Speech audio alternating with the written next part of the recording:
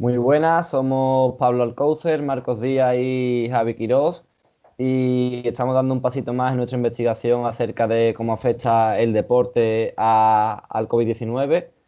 Y en este pasito hemos elegido entrevistar a un profesional de la actividad física y el deporte, que es Rubén López, graduado en Ciencias de la Actividad Física y el Deporte, tiene el curso de entrenamiento de la NSCA, profesor en el Centro Universitario San Isidoro y en la capacitación de ENSA, y está colegiado en el COLEF, en el Colegio de Educación Física.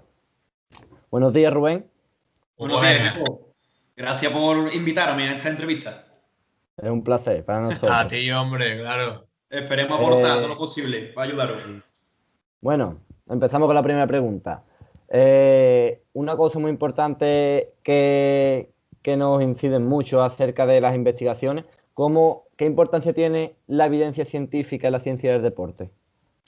Bueno, la evidencia científica puede ser un aspecto muy importante a la hora de respaldar nuestros argumentos, es decir, es lo que nos diferencia a nosotros, los profesionales de actividad física, de otro tipo de profesión, por así decirlo. El hecho de ser graduado en actividad física y tener una titulación ajena puede ser, por ejemplo, un graduado en el TAFA, ¿no? Un grado medio o otro tipo de titulación.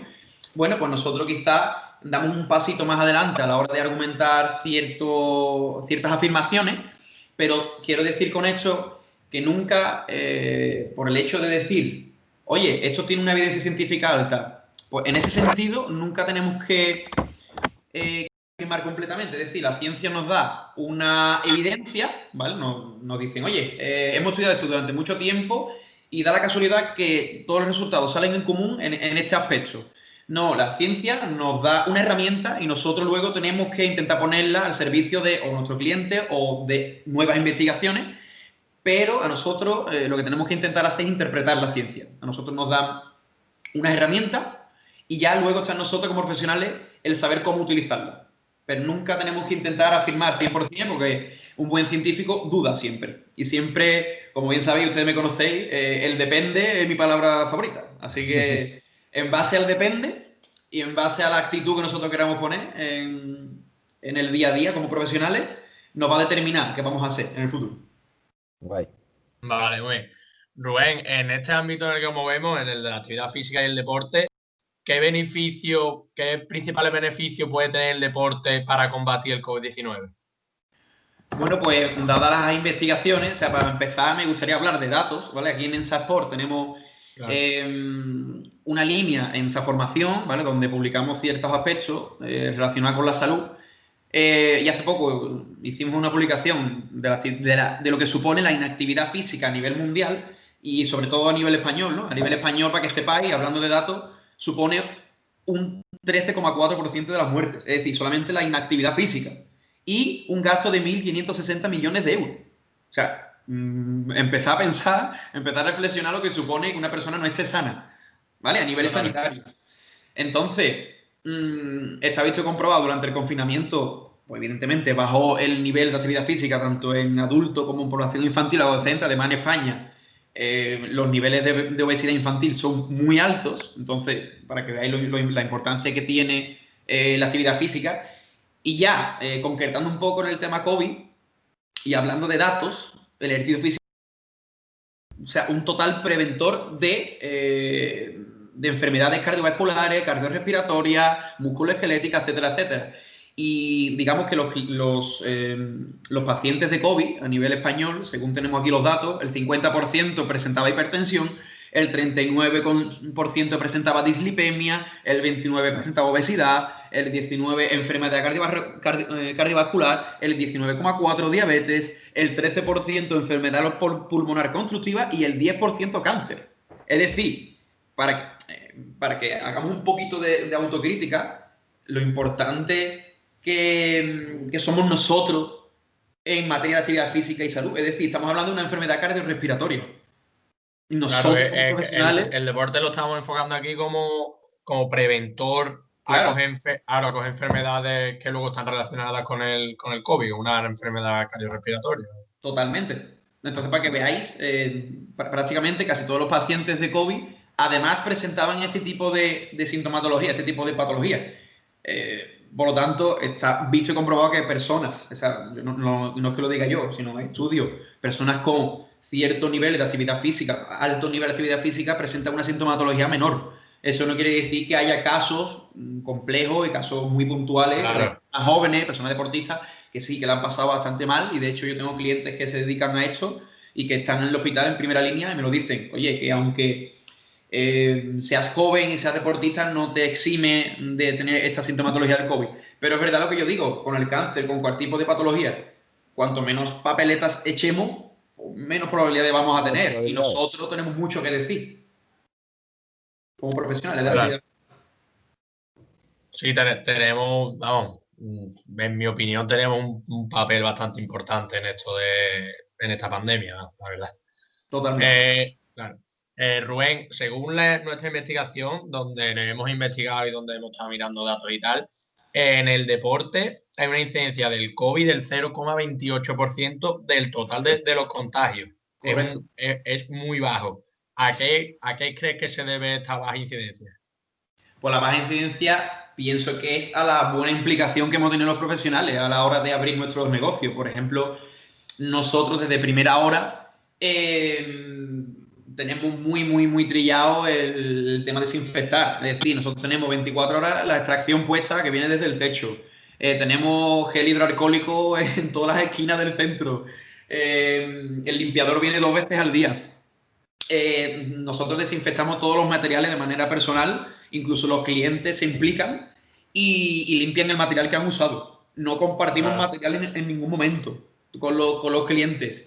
Y si va a haber algún momento en el que tenemos que transitar por la zona, pues evidentemente el cliente siempre tiene mascarilla y siempre intentamos que si vamos a compartir material, la persona lo limpia y se lo da. Es decir, que en este sentido creo que las medidas están siendo muy estrictas y no por ello el cliente está dejando de recibir un servicio de calidad, sino que nosotros hemos estudiado bien la situación y estamos llevándola a cabo correctamente. De hecho, hemos tenido un nivel de altas brutal con respecto a antes de la cuarentena. Antes estábamos en, no sé, en unos 70 clientes y ahora estamos en 120 aproximadamente. Es decir, que hemos ido subiendo exponencialmente el nivel de clientes. Y yo pienso también por el tema de masificación de los centros deportivos más grandes. Es decir, centros donde tienen un nivel de clientes mucho más alto en comparación con un centro deportivo de diferentes características como es el mío, en el que somos una clínica, un centro un poquito más escaso, ¿no? más escaso en cuanto a dimensiones. Eso hace que el cliente perciba más seguridad, sabe perfectamente que el aforo va a ser mucho más limitado y sabe en todo momento cuántas personas van a ver, porque nosotros tenemos una aplicación donde la persona reserva y accede al centro, a la instalación. Entonces nosotros tenemos un control. Tenerlo más controlado, claro. Claro, en todo momento sabemos quién está en el centro, quién se va, la persona llega, se le coge la temperatura, firma el hecho de que ha llegado, la temperatura, las iniciales, etcétera, y sabemos en todo momento quién está aquí y quién se va y quién ha transitado por el centro. En un centro deportivo más grande, pues puede ser que eso sea más difícil de controlar, y yo lo entiendo. Pero la gente huye un poco de esa incertidumbre y acude a nosotros. Claro. Y también que este 0,28% es el deporte en general, en plan, integrando deporte de contacto, que ahí supongo yo, y según las investigaciones, es donde más contagios se crean. Debe haber. Claro, según debe haber más contagios. Y entonces en los gimnasios, con la medida que tú estás diciendo y con la mascarilla puesta obligatoriamente, tiene que ser un índice mucho más bajo. Mucho más bajo. Lo es. O sea, el deporte de contacto, sí, la verdad es que es curioso, ¿no? Es curioso donde hay un contacto, donde hay cuerpo a cuerpo, ¿no? Prácticamente. Es extraño donde no haya contagio, es decir, que realmente si se llevan a cabo bien las medidas y la persona se tiene total seguridad de que, bueno, que es negativa, ¿no? En cuanto a un test o cualquier prueba que se haga, y luego se produce la desinfección de sus manos, de su ropa, de cualquier material que se use en ese tipo de deporte, no va a haber ningún tipo de problema. Siempre evidentemente, por ejemplo, en clases de baile, yo doy clases de baile, pero claro, yo siempre estoy con mi pareja de baile. Claro. Mucho el círculo. Practicando, es decir, claro, yo no comparto, o sea, yo sé que es mi pareja y yo estamos exentos, ¿vale? Pues perfecto, pues no me salgo de ahí, ¿no? Entonces, pues los deportes de contacto igual, seguramente. Y Rubén, una pregunta. Dime. ¿Crees que el deporte debería ser considerado actividad esencial en todos sus ámbitos? Por supuesto. Es decir, el deporte, no te hablo de deporte, te hablo de ejercicio físico, ¿no? O actividad Sí, física. actividad física. Vamos a englobarlo todo, pero por supuesto tiene que ser esencial. O sea, y hablando también de datos, la práctica físico-deportiva, un dato que subimos en esa formación otro día, disminuye el riesgo de una enfermedad infecciosa adquirida a un 30% el riesgo. En fin, estamos hablando de un porcentaje bastante grande. Y luego lo que digo, es un preventor de enfermedades musculoesqueléticas, de osteoporosis, de cáncer, de accidentes cerebrovasculares, enfermedades metabólicas. Es que podrías hablaros de un montón de factores que hacen que el deporte, la actividad física, disminuya el riesgo en este tipo de patologías. Eso está más que claro. Por no hablar de la esperanza de vida, por supuesto. A lo que nos referimos en todos sus ámbitos es incluyendo el gimnasio, porque la nueva medida que sacaron hace creo que ya 3 semanas o un mes, dicen que los gimnasios a partir de las 6 tienen que estar cerrados. Y por ejemplo, yo doy clases de pádel en un sitio al aire libre. Sí. Obviamente con mascarilla y tal, pero según lo que tú nos estás diciendo de las medidas de seguridad que se toman en tu gimnasio y todo eso, es lo que debería ser considerado en los gimnasios también una actividad esencial. En la que nos referimos nosotros en todo su ámbito. Y más cuando es necesario la actividad física o el ejercicio físico para combatir esta enfermedad o para que prevenirla o que los síntomas sean menores y demás. Eso, entonces ahí nuestra duda o lo que nosotros queremos reivindicar, que a partir de las 6 no hay más contagios si se hacen las cosas bien que antes de las 6. Totalmente. De hecho, siendo un poco crítico con las medidas y viendo la controversia que ocurre, estamos hablando de una pandemia donde la enfermedad es cardiorrespiratoria. Claro. Y los estancos están abiertos. Es decir, te puedo vender tabaco, ¿no? Sí, sí. Eso es una contradicción que a mí me sorprendió bastante. Claro, o intentar evitar los grupos grandes, ¿vale? Pues pongo las luces de Navidad y vamos todo el mundo al centro a verlas, ¿no? Eso sí, pero... Es perfecto. Y ahora yo, que soy un profesional de la actividad física, donde intento que el cliente se encuentre en una condición físico saludable, que de hecho le va a prevenir un montón de enfermedades y que encima va a paliar la ansiedad que esta situación en la que vivimos está provocando. De hecho, salió hace poco un estudio sobre el entrenamiento de fuerza y la ansiedad, cómo disminuía la sintomatología que produce la ansiedad en cuanto al entrenamiento, ¿no? Ya no solo de fuerza, ya voy a hablar de cualquier tipo de actividad física, lo que salir, andar, correr o coger pesas, da igual, cualquier cosa que te suponga un gasto calórico y un despeje, ¿no? De estar siempre en cuatro paredes y no hacer nada. Claro. Eso es otra parte que hemos tocado también nosotros en esta investigación, que aparte de la salud física, biológica, tenemos la salud mental que aporta el deporte. Claro. Totalmente. La felicidad que te da o el desahogo que tú has dicho, haber hecho una práctica deportiva y que después de estar encerrado en cuatro paredes, como tú dices, pues estás más aliviado, ¿no? Después de hacer deporte. Y eso es súper importante según lo que tenemos investigado. Claro, y lo que estamos viviendo, ¿sabes? Que si tienes que estar todo el día encerrado en tu casa o a partir de una hora tienes que estar encerrado en tu casa, cuando sales a hacer deporte es que te liberas, sueltas, estás mucho más feliz, más contento, otro estado de ánimo. Y ya eso, habláis vosotros de percepciones, pero es que eso está estudiado. Es decir, que todo esto que estamos hablando tiene un respaldo científico, que es lo claro. Que es lo que estamos hablando antes, ¿no? Que tenemos que hacernos valer un poco como profesionales de actividad física, que oye, que estos beneficios tienen sus estudios. Es decir, que no tiene sentido que mi centro deportivo donde abordo este tipo de patologías me cierren a las 6 y el estanco me lo abras.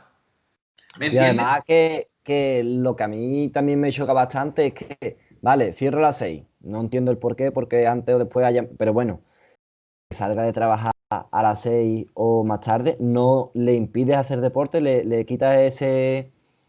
No, a mí en mi cabeza no. Le impide, le quita una parte de la actividad física, porque obviamente sí puede ir a hacer deporte a la calle o a centro deportivo al aire libre. Pero que hay mucha gente que su deporte o actividad física se centra más en la musculación, en los gimnasios. De hecho, nosotros hemos tenido que adaptarnos muy rápido porque las medidas nos las impusieron un domingo.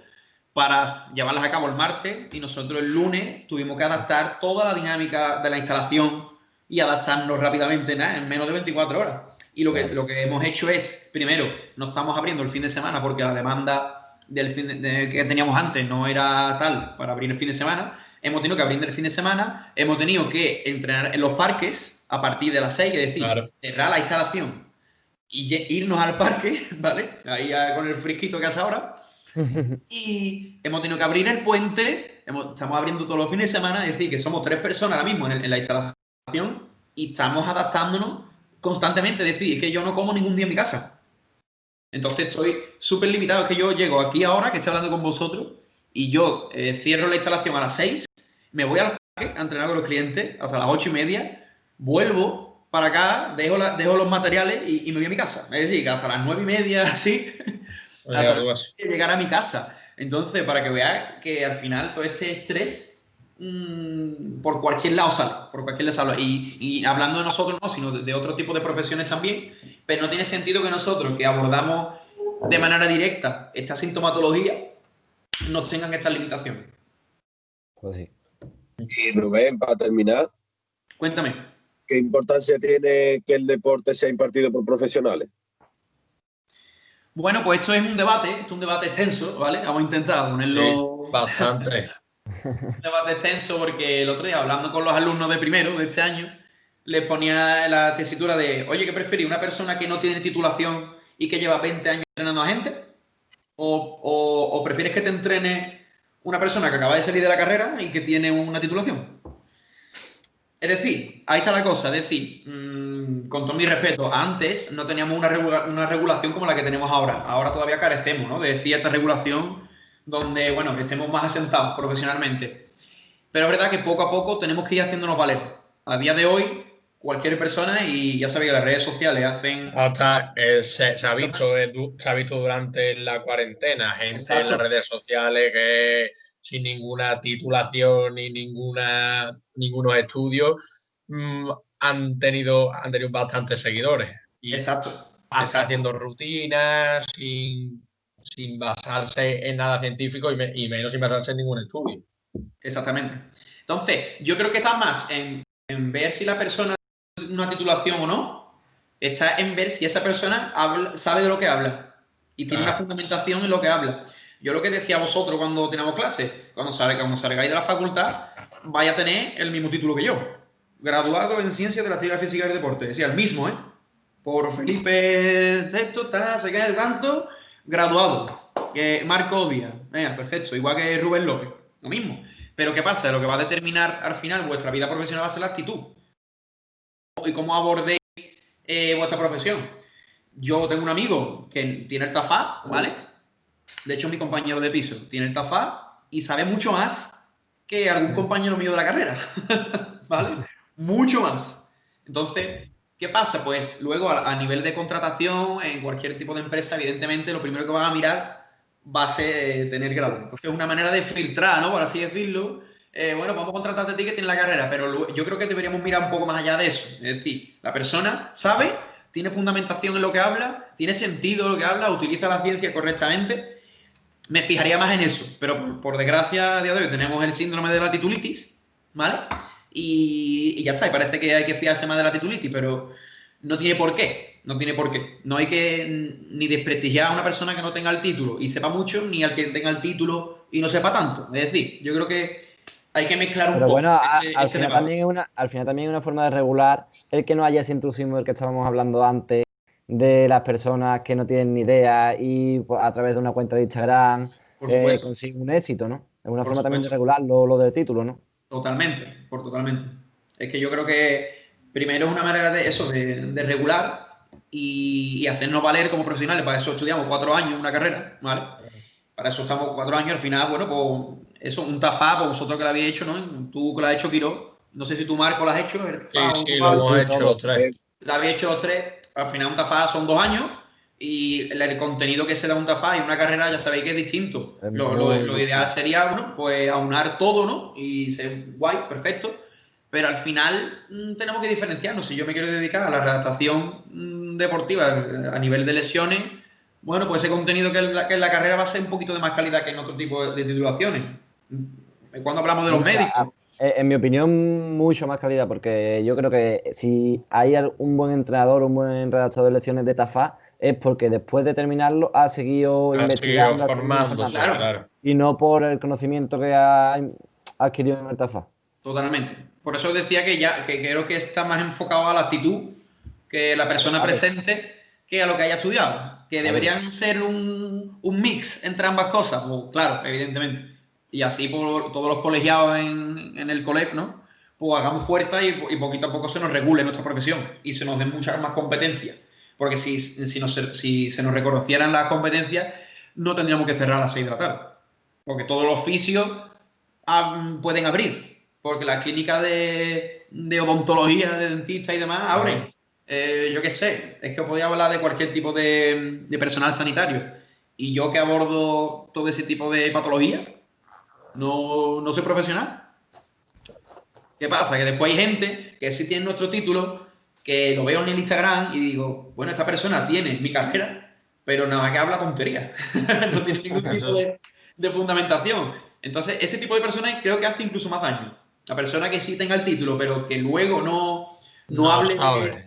Claro. no sabe o no fundamente bien, yo creo que eso nos hace más daño. Entonces, bueno, yo por eso soy muy cauto y yo subo, ustedes me siguen en el Instagram y subo las cositas que ponemos en ENSA bajo una buena supervisión, pero no quiero pillarme demasiado los dedos porque es que, aunque la ciencia diga lo que sea, como os he dicho antes, no podemos afirmar nada, tío. No podemos llegar a afirmar nada porque la ciencia va cambiando y todos los días sale un estudio nuevo y tenemos que ir adaptándonos a lo que nos dice. Entonces, la persona que afirme, la persona que diga esto es café con leche para todos, Pues lo no, siento. eso seguramente cambiará. O se investigarán cosas nuevas, saldrán científicos nuevos que digan otra cosa, que lo hayan demostrado. Es que Bueno, es una ciencia nueva, claro. chavales. La ciencia del deporte es una ciencia muy nueva y estamos sabiendo de los beneficios que aporta hace relativamente poco. Estoy hablando de 30 años, 40 años, eso es, bueno, menos incluso, menos todavía, unos 30 años prácticamente. Entonces, para que veáis que ahora mismo es cuando estamos pisando fuerte y decir, oye, ¿qué personas saben? Yo tengo aquí clientes todos los días que es una persona que tengo una mujer con el hombro que no se podía ni quitar el sujetador, no podía limpiar las estanterías altas con el hombro y lleva 3 sesiones conmigo. Rubén he podido dormir mejor, Rubén he podido limpiar las paredes de mi casa, Rubén he podido quitar el sujetador sin dolerme, que no es que yo sea el mejor entrenador del mundo, pero para Sí, que veáis una Lo buena sabe, dosis claro. Rubén, hay, y hay una buena clientes que alimentación. prefieren, Dime, Rubén, Pablo. perdón, hay clientes que prefieren gastar menos y irse a una persona que a lo mejor no tiene la titulación, ¿sabes? Totalmente. Porque las personas, Pablo, buscan el camino fácil. Entonces, yo Claro. siempre digo, tú tienes una grieta en tu casa y llueve y el agua entra y tienes gotera. Y tienes dos opciones.